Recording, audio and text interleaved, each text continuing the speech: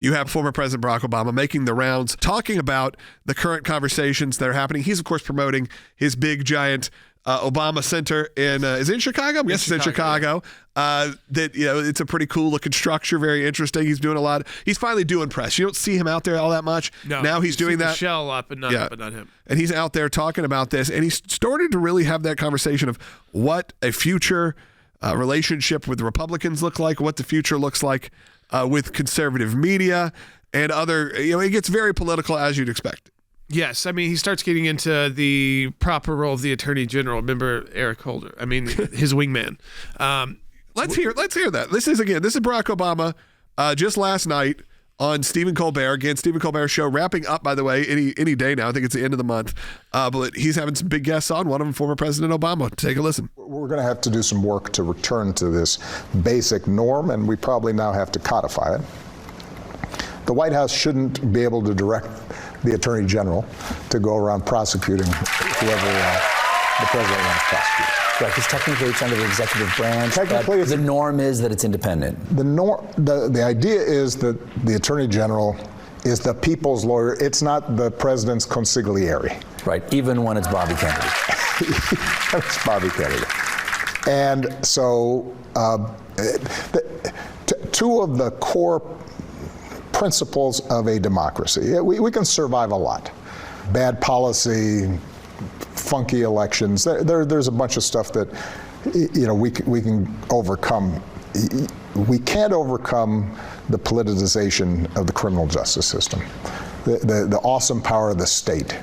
You can't have a situation in which whoever's in charge of the government starts using that to go after their political enemies. We just did a 600-page report with the DOJ on how just under the Biden administration's 4 years, not as effective as the Obama administration's 8, but under just their 4 years, how they politicized the justice system to go after their political enemies. And it happened to be pro-lifers and religious people and people of faith, cases that we're still taking all the way to the U.S. Supreme Court as we speak.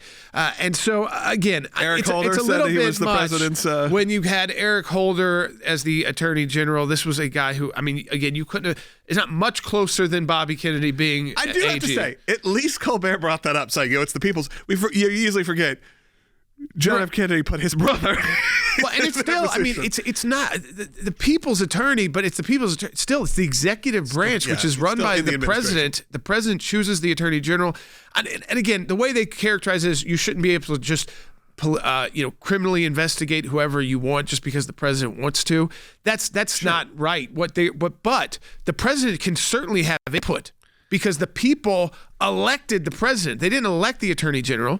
The Attorney General got confirmed by an elected Senate. So if the president thinks there was wrongdoing in any way, he can certainly recommend that the Attorney General have one of their massive investigations team at least take a look. And I don't think that's an abuse of the system.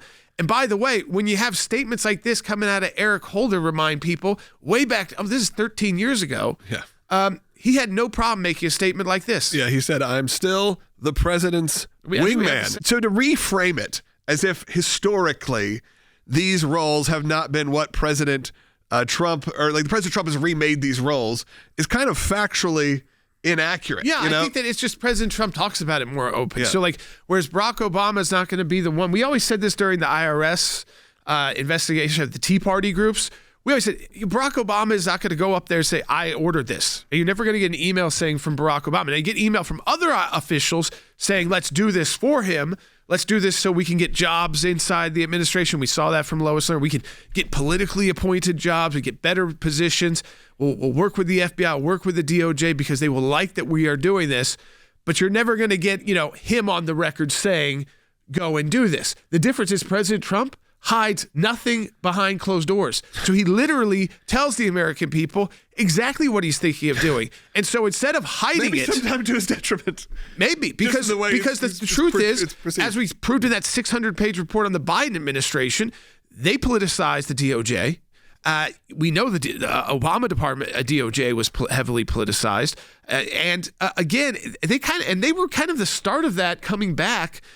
Where we had a gap period where, honestly, yes, there's always been the impeachment, this talk, that talk, but where, again, certainly you would have DOJs with different priorities based off who was in charge that you could agree with and disagree with.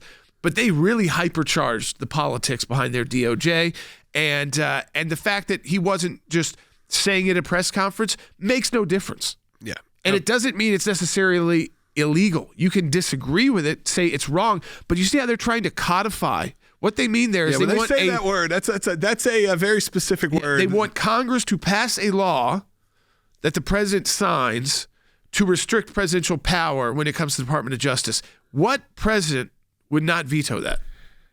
And by the way, what Congress does Barack Obama honestly see in the future is going to agree to do that?